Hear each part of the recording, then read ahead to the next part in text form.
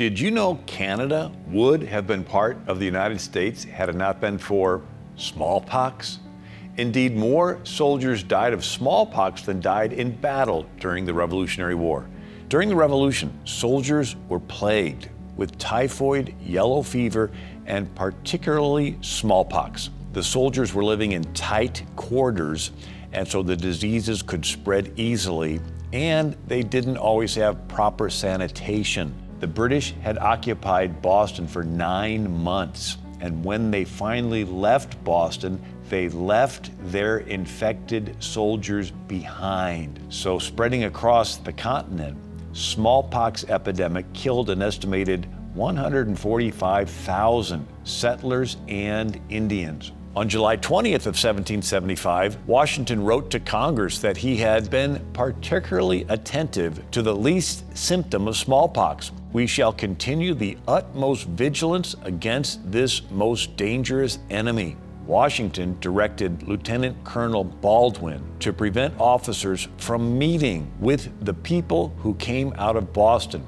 There is great reason to suspect that the smallpox is amongst them, which every precaution must be used to prevent its spreading.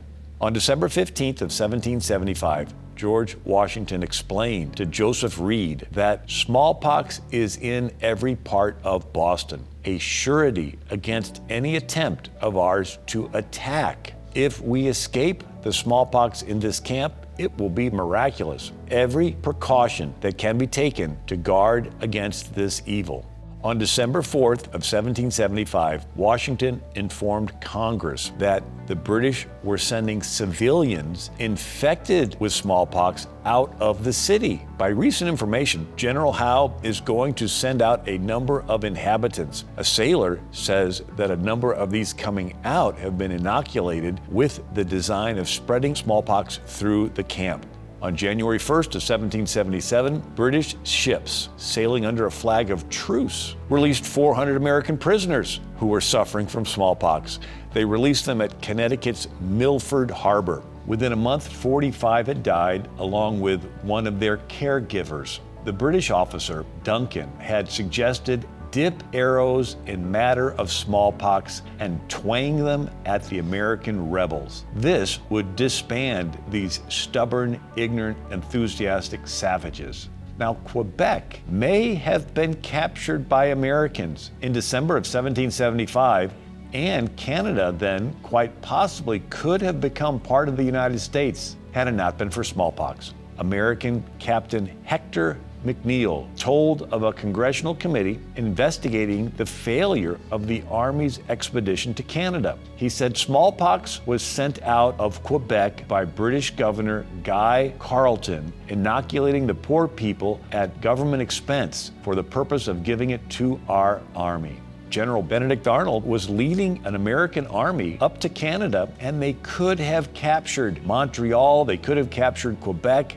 but he reported that nearly 1,200 American troops at Montreal, where they were camped, were suffering from smallpox. From the 1st of January to the 1st of March, we have never had more than 700 effective men on the ground, and frequently not more than 500. John Adams wrote from Philadelphia, June of 1776, "Our misfortune in Canada are enough to melt a heart of stone. The smallpox is 10 times more terrible than Britons, Canadians, and Indians together. This was the cause of our precipitate retreat from Quebec." They did develop a method of inoculating where the pox would scab over, and they would scrape the scab and get powder from it, and then they would blow it up somebody's nose. That would be a very rudimentary way of inoculating someone with a weakened virus, and hopefully they would then recover after being sick for a little while, and then they would, from that point on, be immune.